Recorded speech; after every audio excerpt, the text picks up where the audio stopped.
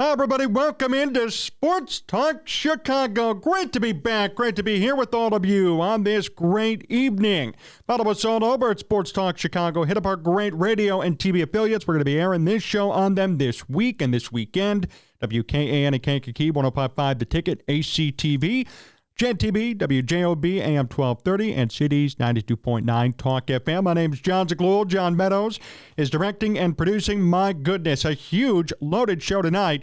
Questions surrounding the futures of Matt Eberflus and Justin Fields. It seems like every week we're going through this. New reports on both of them coming up here in just a second, plus a complete preview of the Bears and Browns game this Sunday. It's going to be Joe Flacco throwing it back there against Justin Fields. Who's going to win it? What's my prediction?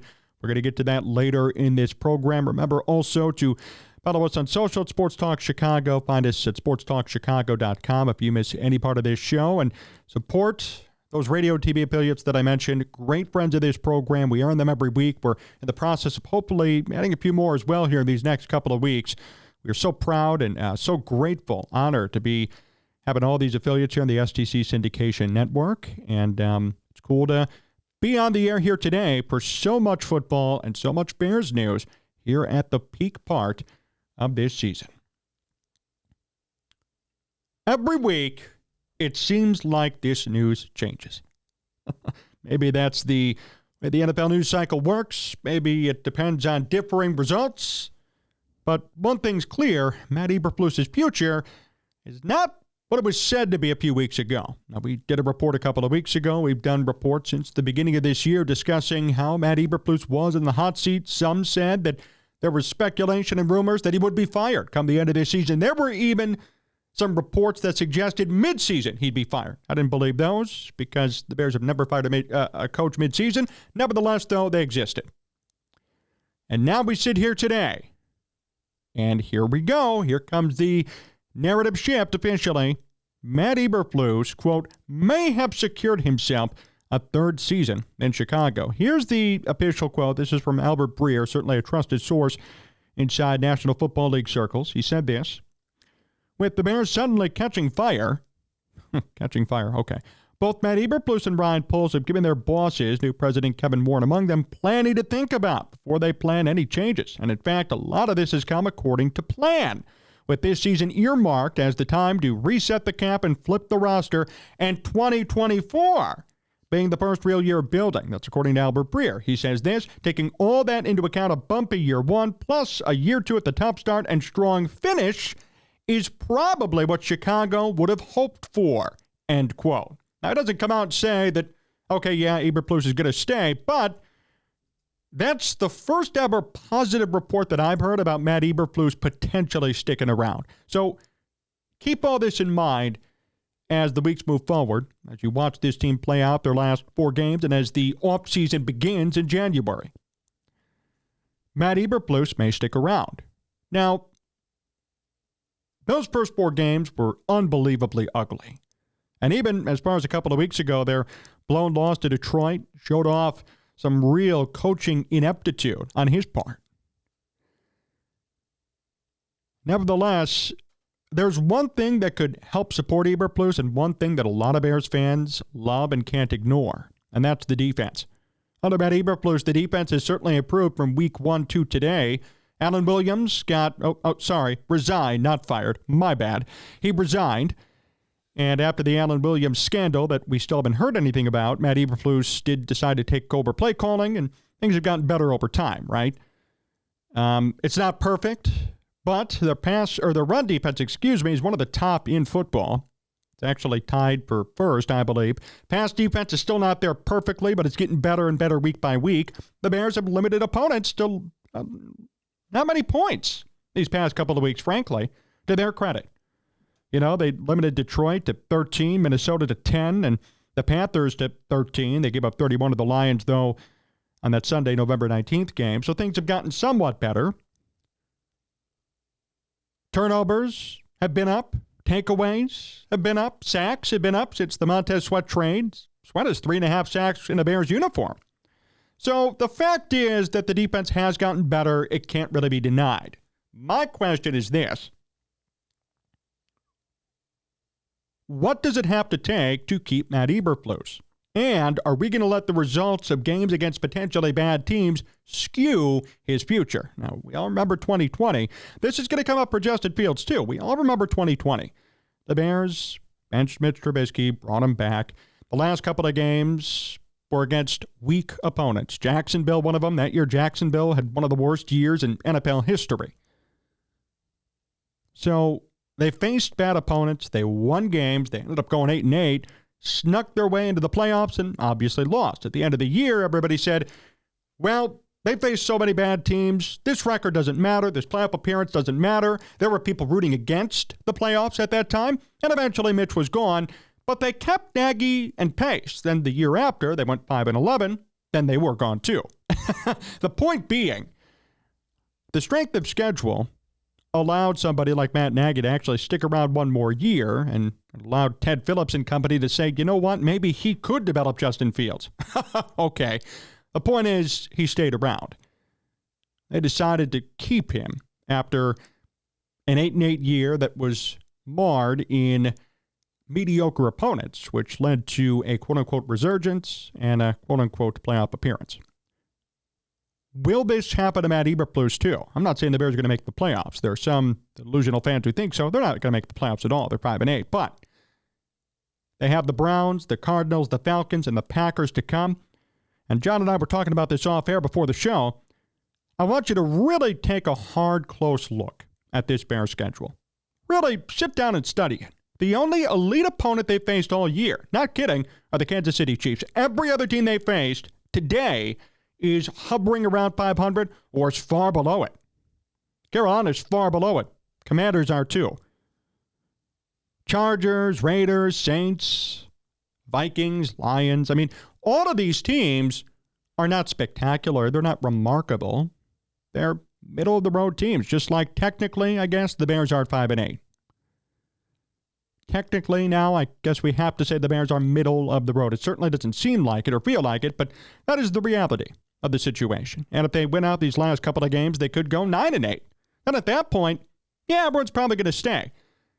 Should strength of schedule, though, be put into consideration? Heck yes, of course.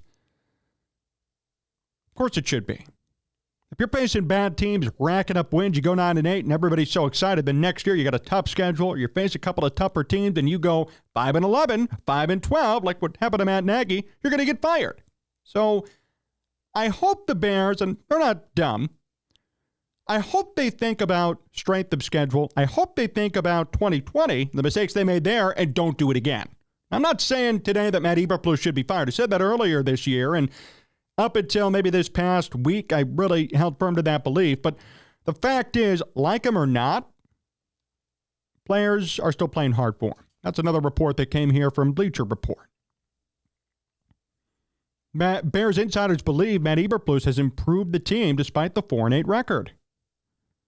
The players are still playing hard for him. That's what this report says here. For Jeremy Fowler of ESPN, the feeling among people within the Bears organization is that they have improved throughout this season, and the team has continued to play hard for Eberflus. That said, as we talked about last week, Kevin Warren's making the final evaluations. Nothing is promised. There's no bias. It's going to be all on Warren to determine, is this what this team needs for the future? Do they need more Matt Eberflus? Do they need more Ryan Poles? Do they need more Justin Fields? All of that's on the table. All of that is going to be discussed and decided mainly, supposedly, by Kevin Warren. So he's going to have a lot to say and a lot to do with how this all plays out. But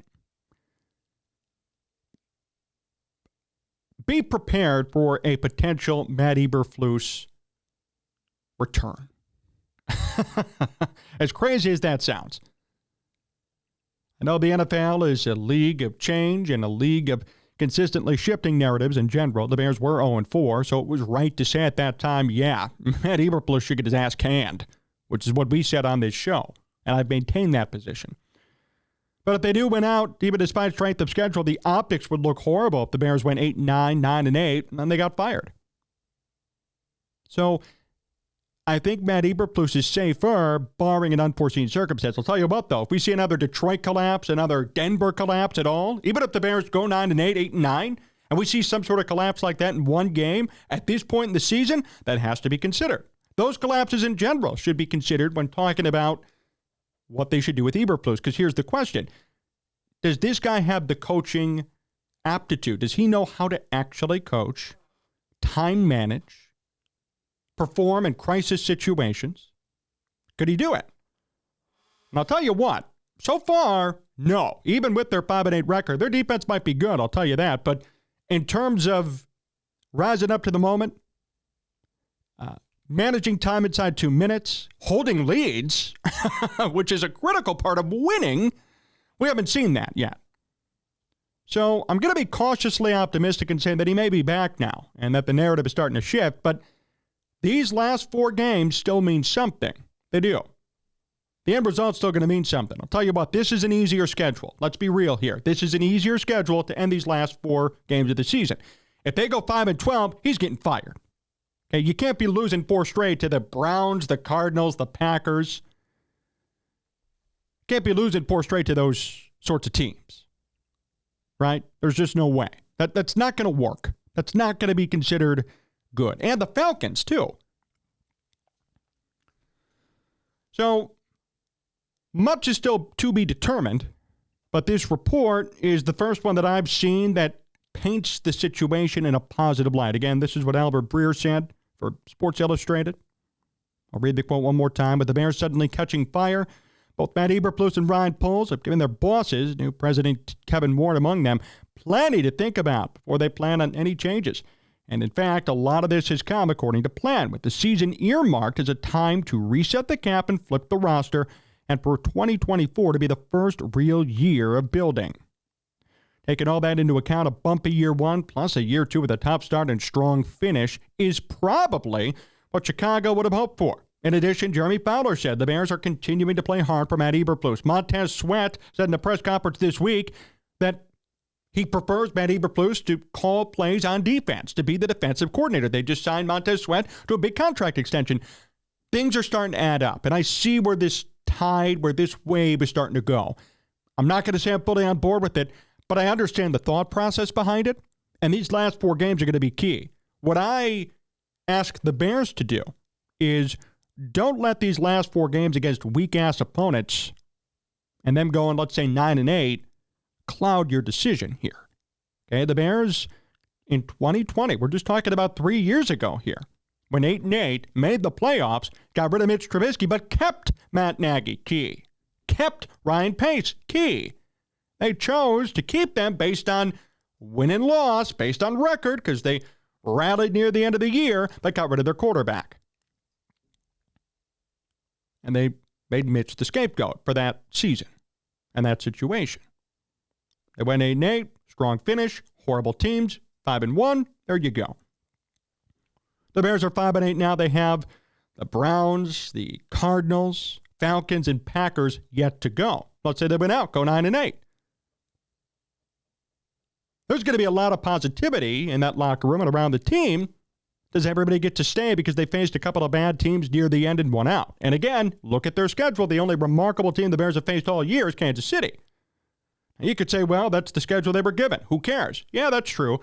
When the time comes for the Bears to, let's say next year, quote unquote, make the playoffs. Let's say they make the playoffs next year. They're going to be facing an elite team, guaranteed. Are they going to come through and win? Is Matt Eberflus prepared to be a playoff coach? Well, based on this year, and especially the 2 ugly losses they had against Detroit and Denver, answer's no. But they might keep him because they finished strong and they want him around for year 3. I'm just saying, I understand where the thought process is, and I understand where things are going, and I could see the writing on the wall already, especially after that win on Sunday. I saw the positivity, and it was warranted. It was a good game. But I could tell something changed. The temperature in the room went down about 10, 20 degrees. Went from boiling hot to tepid at best. I think as long as, even if they split these last couple of games and they win 7, he's going to stick around. And he's going to stay. And maybe this whole team stays. I don't know what they're going to do. We're going to talk about the quarterback in the segment, too, because there have been some conflicting reports now about Justin Fields and even the potential of drafting Caleb Williams and keeping Justin Fields, which That has been floated around privately for weeks, and now it's coming out publicly. So there are a lot of questions that are going to need to be answered. Kevin Warren is supposed to be the authoritative figure on all of these matters. He's going to make final decisions for sure. But just understand and don't be blindsided. I'm telling you this up front. Don't be blindsided if that's what ends up occurring, if Matt Eberflus actually sticks around. I really think, at least as of this taping on this show, that he might stay. Not really a fan of that. But if they go 9-8, if they go 8-9, even if they go 7-10, I think he's going to be safe. The thing's going to be, okay, if you lose out, let's say they go 1-3 these last four, they have tough losses, or they just lose in general to, out of the four teams, they lose to, let's say, I don't know, Cleveland, Arizona, Atlanta, and or Green Bay, there's going to be a problem. Because this is going to be a weak schedule to end the year. But warning everybody now. Warning everybody today. Not a fan of it, but it's certainly on the table, and you need to be aware of this stuff as it comes to fruition. We're going to see more reports like this, too. The narrative shifting never ends. We're going to see more of this, especially if the Bears win out or win a couple of more games here. So I'm warning you now. We're ahead of the game in this report. Expect more to come on that.